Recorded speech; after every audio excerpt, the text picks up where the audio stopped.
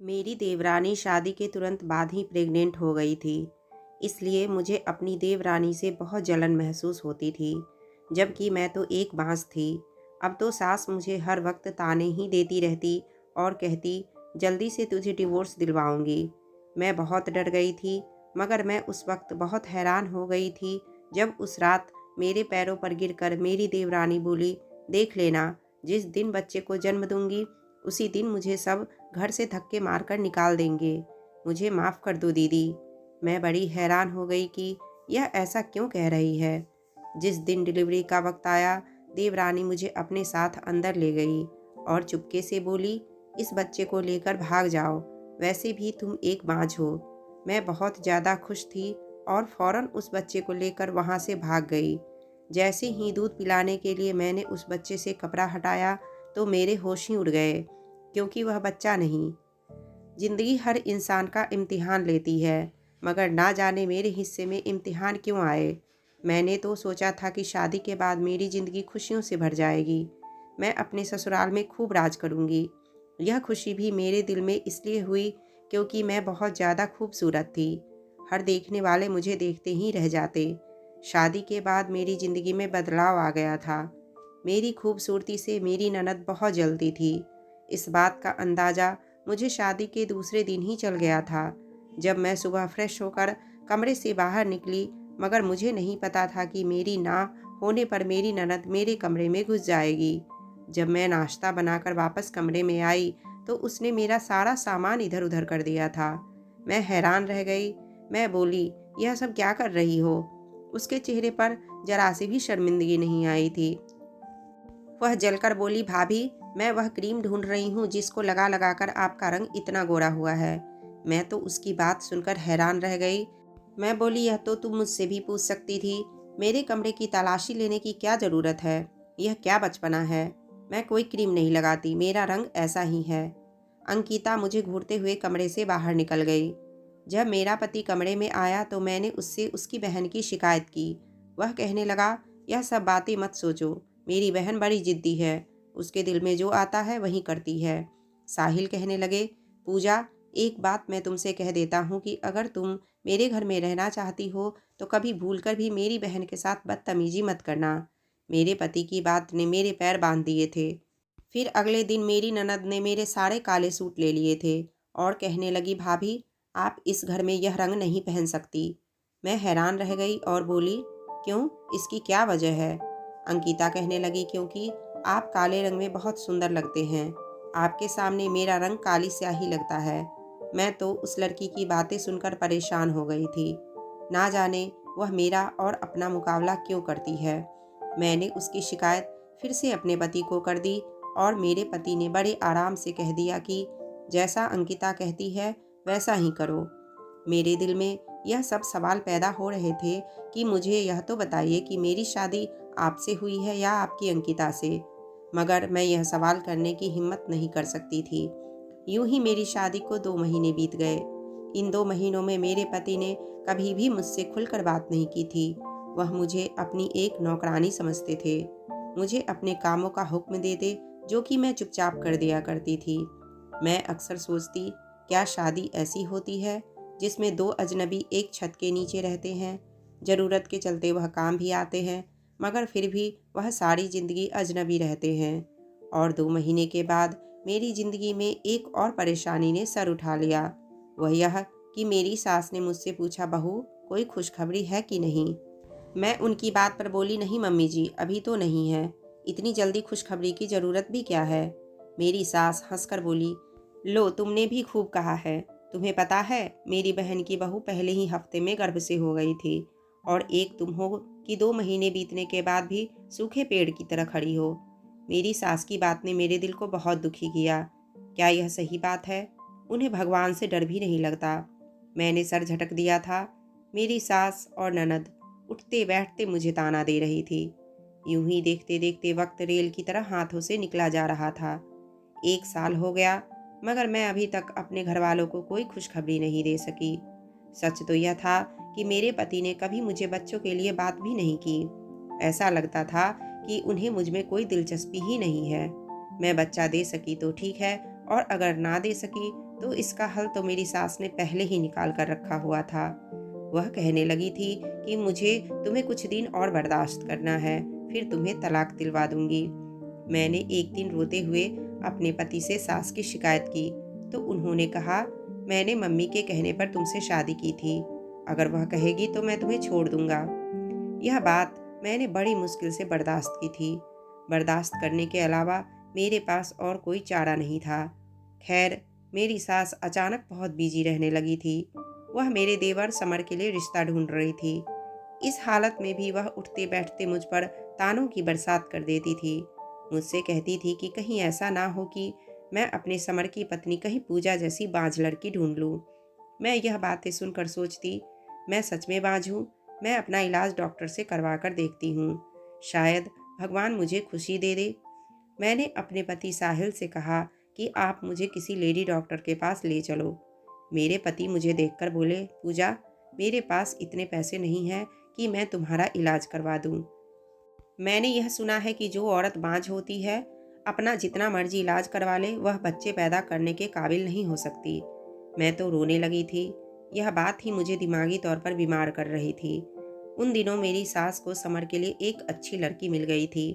मैंने सोचा कि क्या पता कि देवरानी के आने के बाद मेरे हालात बदल जाएं, इसलिए मैंने इस शादी की तैयारी में बढ़ चढ़ कर हिस्सा लिया।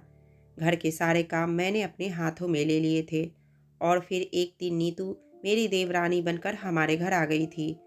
मैं बहुत खुश थी कि चलो हम दोनों की खूब दोस्ती हो जाएगी, मगर यह मेरी गलतफहमी ही साबित हो गई, क्योंकि नीतू बहुत पढ़ी लिखी थी। वह तो अपने काम से काम रखती थी, किसी के साथ ज़्यादा बातचीत भी नहीं करती थी। मैं ही बहाने से उसका दिल जीतने की कोशिश करती थी, मगर वह कोई खास जवाब नहीं देती। असल में नीतू अपने लिए जगह बना रही थी घर में। मेरी ननद भी नीतू के साथ बहुत अच्छी तरह से पेश आती थी। उसने नीतू पर किसी तरह की कोई रोक टोक नहीं लगाई थी। नीतू के शादी को 1 महीने हो गए। उसका जी मचलने लगा था। यह सब देखकर मैं अंदर ही अंदर डर गई थी कि कहीं ऐसा ना हो जाए कि नीतू प्रेग्नेंट हो जाए। वह प्रेग्नेंट हो गई तो मेरी तो जिंदगी खराब कर दी जाएगी। एक दिन नीतू चक्कर खाकर गिर गई। उसे अस्पताल में ले जाया गया तो पता चला कि वह तो प्रेग्नेंट है, और यह खबर मुझ पर बिजली बनकर गिर गई थी। उस दिन के बाद तो मेरी सास को मुझे कोसने का बहाना मिल गया था। वह उठते बैठते मुझे बांझपन के ताने दिया करती थी। सिर्फ इतना ही नहीं, मेरी जवान ननद भी मुझे ताना देने में पीछे नहीं थी। मैं तो हैरान होती थी, वह कैसी लड़की है जिसे इस बात से डर नहीं लगता कि मेरे बड़े मेरे आगे हैं तो मैं क्यों बात करूं। रात हुई तो मैं अपने कमरे में जाकर लेट गई। मेरा दिल बहुत ज्यादा अंदर से रो रहा था। तभी मेरी देवरानी मेरे कमरे में आ गई। यह पहली बार हुआ था, इससे पहले तो कभी मेरे कमरे में नहीं आई थी। उसकी आंखें भीगी हुई थी।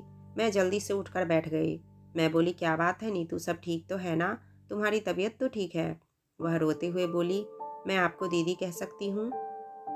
मैंने इस बात पर सर हिला दिया और बोला, इसमें पूछने वाली कौन सी बात है, तुम मुझे बिल्कुल दीदी कह सकती हो।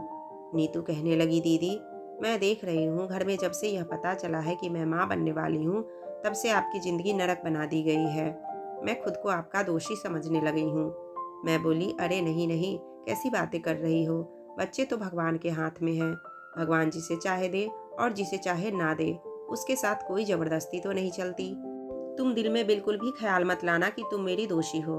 उसने इधर उधर देखा और फिर धीरे से बोली, दीदी, आपको एक बात बताऊं, यह जो लोग अभी मेरे माँ बनने पर खुश हो रहे हैं, जिस दिन मैं बच्चा दे दूंगी, यही लोग मुझे धक्के देकर इस घर से निकाल देंगे। मैं परेशान हो गई और बोली, बुरी बात है, भगवान न करे कभी तुम पर ऐसा दिन आए। भगवान सब अच्छा करेंगे। वह मेरी बात सुनकर मुस्कुरा दी और उठकर मेरे कमरे से बाहर निकल गई। थोड़ी देर बाद ही कमरे में साहिल आ गए। वह बहुत बेचैन लग रहे थे।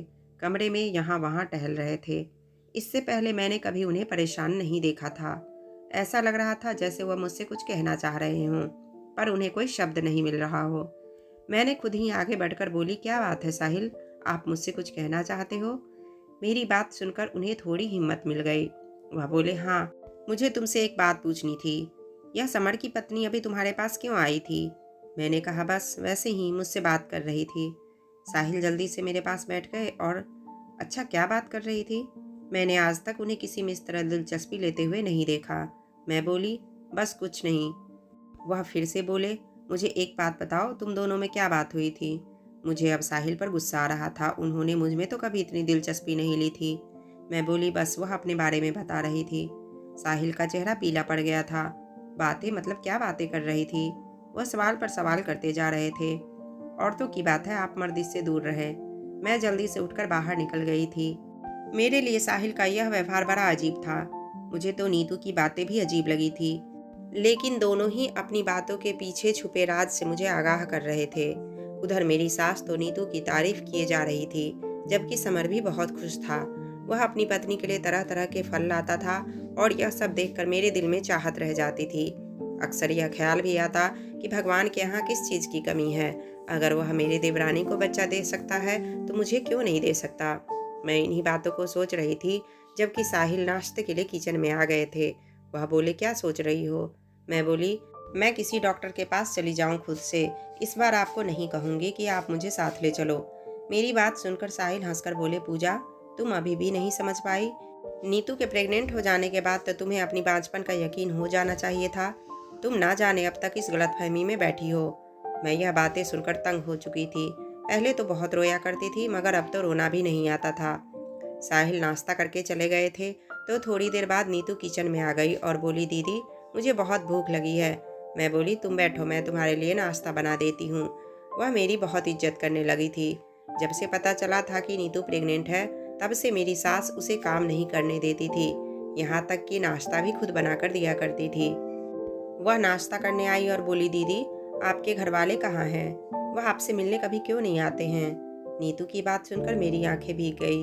मैं बोली, नीतू, जब मैं छोटी थी तब मेरे पापा गुजर गए थे। बहन भाई तो मेरा कोई नहीं था। मेरी शादी हुई और कुछ दिन बाद ही मम्मी भी चल बसी। मेरा कोई मायका नहीं है। मुझे पता है कि मेरी सास ने मुझे अपने बेटे के लिए पसंद भी इसलिए किया था क्योंकि मेरे आगे पीछे कोई नहीं था। अब देखो यह लोग मेरे साथ क्या सलूक कर रहे हैं। अगर मेरे आगे पीछे कोई होता तो मुझे यह दिन ना देखने पड़ते। नीतू मेरी बातें सुनकर बहुत दुखी हो गई थी। मैं बोली, नीतू, भगवान का शुक्र है कि तुम प्रेग्नेंट हो, वरना तुम्हें भी यही सब झेलना पड़ता जिन हालात से मैं गुजरी हूँ। नीतू की आंखों में बड़ी उदासी छा गई थी। वह बोली, क्या हुआ? अगर अभी मुझे वह दुख सहन नहीं करना पड़ रहा जिससे आप गुजर रही हो। मैं जब बच्चे को जन्म दूंगी तब आप देखना मेरे साथ यह लोग क्या सलूक करते हैं। मैं बोली, मुझे बताओ, तुम ऐसी बातें क्यों करती हो? मुझे तो लगता है कि बच्चा देने के बाद तुम इस घर की लाडली बहू बन जाओगी। वह हंसकर बोली, आपको कोई बुरा सपना आया है। इतना कहकर चली गई। रात हुई तो वह फिर से मेरे कमरे में आ गई। हाथ जोड़कर मुझसे माफ़ी मांगती रही और रोती रही। मुझे नहीं पता कि वह यह सब क्यों कर रही थी, मगर यूं ही वक्त बीतता गया और उसका पेट बढ़ने लगा था। उसकी डिलीवरी के दिन जो पास आते जा रहे थे तो वो बहुत ज़्यादा परेशान रहने लगी थी। एक दिन सुबह सुबह उसकी हालत बड़ी ख़राब हो गई थी। तब मेरी देवरानी अपने कमरे में चली गई। उसने कमरे को अंदर से बंद कर लिया। उसकी तकलीफ से भरी आवाज़ बाहर सुनाई दे रही थी। मेरी सास दरवाज़ा पीटने लगी कि बहू, दरवाज़ा खोलो, तुम्हें डॉक्टर के पास ले चले। पर नीतू बोली, नहीं मम्मी, मैं अपनी डिलीवरी खुद ही करूँगी। उसकी यह बात सुनकर मेरी सास दुखी हो गई। कहने लगी, यह कैसा बचपना और जिद है? ऐसा ना हो कि हम अपने वारिस को खो दें। फिर मेरी सास बोली, अच्छा चलो, मैं किसी दाई को बुला लेती हूँ। तब भी नीतू ने मना कर दिया। वह बोली, आप बस पूजा दीदी को मेरे पास भेज दो। मैं बड़ी परेशान हो गई थी क्योंकि मुझे इस बारे में कुछ समझ नहीं था। मैं किस तरह नीतू की मदद कर सकती थी। मेरी सास ने मुझे ज़बरदस्ती अंदर भेज दिया। मैं अंदर गई तो मेरे होश उड़ गए। नीतू कंबल में बच्चे को लिए बैठी रो रही थी। मुझसे कहने लगी, दीदी, आप इस बच्चे को लेकर भाग जाओ। मैंने कहा, मैं कहाँ जाऊँगी?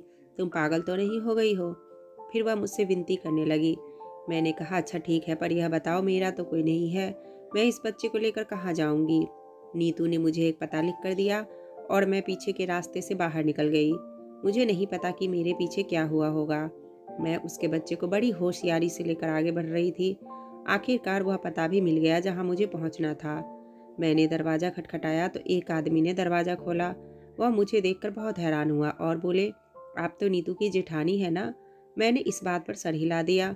वह बोले, अंदर आओ। वह मुझे अपने साथ अपने घर में ले गए। नीतू की मम्मी और बहन भाई सब वहीं थे। उसकी मम्मी ने मुझसे पूछा कि आपकी गोद में क्या है? तो मैं बोली, नीतू का बच्चा है, उसने आज ही जन्म दिया। मेरी बात सुनकर नीतू के मम्मी पापा और बहन भाई बहुत खुश हो गए थे और उसकी मम्मी ने जल्दी से आगे बढ़कर बच्चे के मुंह से कंबल हटाया। यह देखकर हम सब दंग रह गए कि वह बच्चा नहीं बल्कि मेरे पति का नीतू तो कह रही थी मेरा बच्चा लेकर इस घर से भाग जाओ, मगर देखो यहाँ तो बच्चा है ही नहीं। तब नीतू की बहन आगे बढ़ी और बोली, नीतू आपके साथ मजाक नहीं कर सकती। जरूर कोई ना कोई राज इस कंबल में छिपा हुआ है। इस कंबल में बच्चा नहीं है तो क्या हुआ? आपके पति की डॉक्टरी रिपोर्ट तो है ना। मैं मायूस हो गई थी। मैं बोली, मुझे साहिल की डॉक्टरी रिपोर्ट का क्या करना है? तब नीतू की बहन ने वह फाइल मुझसे ले ली। वह अब उस फाइल को पढ़ रही थी। वह एकदम से चौंक गई, कहने लगी, यह देखो दीदी, मैंने कहा था ना, नीतू आपके साथ मजाक नहीं कर सकती। मजाक तो आपके साथ आपके पति और आपकी सास ने किया है। यह देखिए, इस रिपोर्ट में साफ साफ लिखा है कि आपका पति साहिल कभी बाप नहीं बन सकता। दीदी, बाज आप नहीं, आपका पति है। मैं यह बात सुनकर दंग रह गई। मैं फूट फूट कर रोने लगी। मैं बोली, अगर उन्हें यह सब पता था तो फिर वह मुझ पर जुल्म क्यों करते थे? साहिल की रिपोर्ट के नीचे ही समर की भी रिपोर्ट थी। उसमें भी यही लिखा था कि समर भी बाज है। तब सब लोग चौंक गए थे। नीतू की बहन बोली, दीदी, नीतू ने आपकी हालत देखकर झूठ मूठ का ड्रामा किया होगा कि वह प्रेग्नेंट है, क्योंकि वह जानती थी कि अगर वह ऐसा नहीं करती तो घर में सब उससे नफरत करने लगते। नीतू ने ड्रामा किया तो उसकी सास को लगा होगा कि शायद चमत्कार हो गया और मेरे बेटे की कमी दूर हो गई, जबकि वह तो उन लोगों के साथ रहकर उनका राज पता करना चाहती थी। असल राज तो यह है कि वह दोनों भाई बच्चे पैदा करने के लायक ही नहीं है। तो अब मुझे समझ में आया कि नीतू क्यों कहती थी कि इन लोगों ने मुझसे बच्चा छीनकर मुझे घर से निकाल देना है। नीतू के मम्मी पापा बोले, हम अपनी बेटी को उन धोखेबाजों के घर से वापस लेने जा रहे हैं। मैं बोली, अंकल जी, मैं भी आपके साथ चलूंगी। वह राजी हो गए।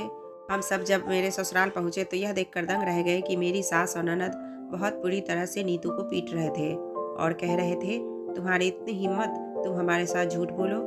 अंकल को बहुत गुस्सा आया। उन्होंने पुलिस को फ़ोन कर दिया कि मेरी बेटी के ससुराल वाले उस पर जुल्म कर रहे हैं। साहिल भी अपने कमरे से बाहर आ गया तो मैं आगे बढ़ी और एक जोरदार थप्पड़ उसके मुंह पर मारा और फिर बोली, मैंने अपनी ज़िंदगी में तुम जैसा धोखेबाज इंसान नहीं देखा। तुम मुझे भरोसे में लेकर अपनी कमी बता सकते थे, मैं तब भी तुम्हारा साथ देती। हम बच्चा गोद ले लेते, कोई दिक्कत नहीं थी। मगर तुम लोगों ने तो मेरा जीना हराम कर दिया था। तुम लोगों ने मुझे बांझ बना दिया था। अब मुझे तलाक दे दो। साहिल ने तो मुझे तलाक दे दिया, मगर समर बोला कि मैं अपनी पत्नी को तलाक नहीं दूंगा। मैं उसे इस धोखे का मजा चखा दूंगा जिसमें उसने मुझे 9 महीने से रखा हुआ था। इतने में पुलिस आ गई। पुलिस ने दोनों भाइयों को अपनी पत्नी पर जुल्म करने के जुर्म में गिरफ्तार कर लिया। उसके बाद नीतू के मम्मी पापा मुझे अपने साथ ले गए। वह कहने लगे कि आज से तुम हमारी बेटी बनकर रहोगी। नीतू ने अपने पति पर तलाक का केस कर दिया। उसे भी अब तलाक मिल गया था और इस तरह हम दोनों की ज़िंदगी नीतू की समझदारी की वजह से बच गई थी। आज हम बहुत खुश हैं। नीतू के पापा ने हमारी शादी कर दी और अब हम दोनों के बच्चे भी हैं।